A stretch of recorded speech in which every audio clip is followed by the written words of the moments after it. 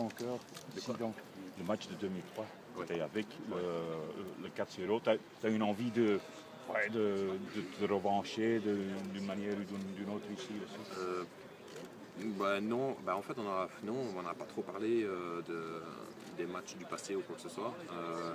Tout simplement, on prépare ce match-là parce que c'est dans la continuité de notre campagne et on sait que dans une carrière où chaque joueur a toujours à un moment donné des matchs qui sont un peu plus compliqués, puis les périodes changent et tout ça. Et ici c'est une autre période, c'est une autre ère et voilà, donc on n'a pas trop parlé de ça. On va encore une fois bien préparer ce match-là. L'équipe adverse a changé pas mal de joueurs. Nous, la Belgique a changé aussi beaucoup de joueurs. Donc voilà, c'est un autre moment et c'est notre moment. Daniel, bonne Ouais, du coup, sa force c'est laquelle? Sa force, Ouais.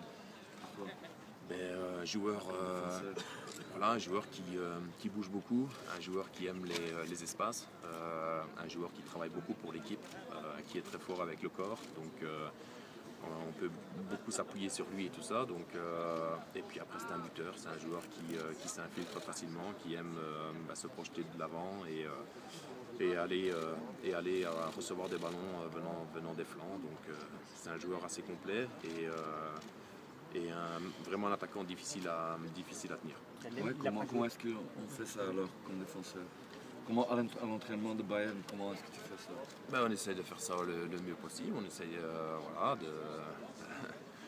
d'être proche de lui, d'anticiper, je pense qu'avec la communication et puis voilà, essayer tout simplement essayer de le priver de ballon, donc c'est essayer de ne pas laisser trop d'espace justement parce que c'est quand même un joueur assez grand et quand il est lancé il va très vite, donc c'est essayer de lui laisser pas trop d'espace quand même. Et ces deux matchs, tu ne joues pas avec le Bayern? Est-ce que tu penses parce que Guardiola joue sans attaquant? Non. Ça va le perturber? Non, je ne pense pas. Je pense que c'est quelqu'un qui est quand même assez costaud dans la tête, Mandžu. Et en plus, le fait de ne pas avoir joué deux matchs, au contraire, ça peut être pour lui une motivation aussi de revenir ici en sélection. C'est ce qui nous permet aussi de temps en temps en sélection de retrouver du temps de jeu quand on n'en a peut-être pas en club.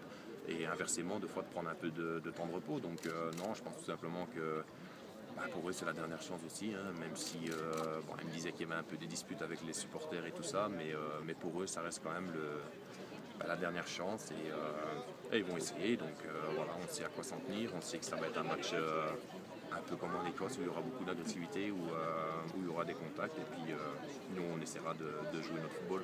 Est-ce que tu avais pensé qu'à tes 35 ans, tu jouerais encore des matchs comme ça avec une telle importance, 90 minutes d'une Coupe du Monde?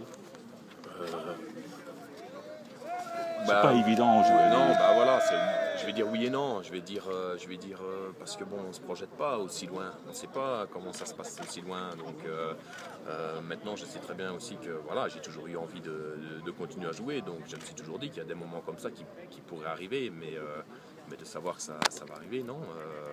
Maintenant, je prends tous les moments qui arrivent avec grand plaisir, avec beaucoup d'envie et j'espère justement que tout ça se termine bien. Tu penses à ton avenir international des fois? Il y aura sans doute une Coupe du Monde et te dire tiens, finir au Brésil, prendre retraite internationale? C'est peut-être ton dernier match à l'extérieur de qualification que tu as vu? Ouais, peut-être aussi, ouais, je ne sais pas. C'est beaucoup de questions. Voilà, il y a plein de questions en fait, mais les réponses je les ai pas parce que pour l'instant tout est indécis. Je ne sais pas trop comment ça va se passer. J'ai toujours dit que tant que j'ai cette envie en moi, je continuerai à jouer au foot. Et puis tout ça peut des fois vite s'arrêter aussi parce que y a tout dans une vie. Il n'y a pas que le football, il y a la femme, il y a les enfants, il y a toute la famille autour. Donc on verra bien tout ça comment ça se passera plus tard. Mais en tout cas pour l'instant l'envie elle est énorme et il y a tellement un gros truc à faire qu'on ne pense qu'à ça. Toi qui as connu les années de galère, est-ce que tu as profité vraiment de toute cette campagne? Ouais. Bien sûr, j'ai énormément profité. Plus que les autres campagnes? Tu remercie, hein.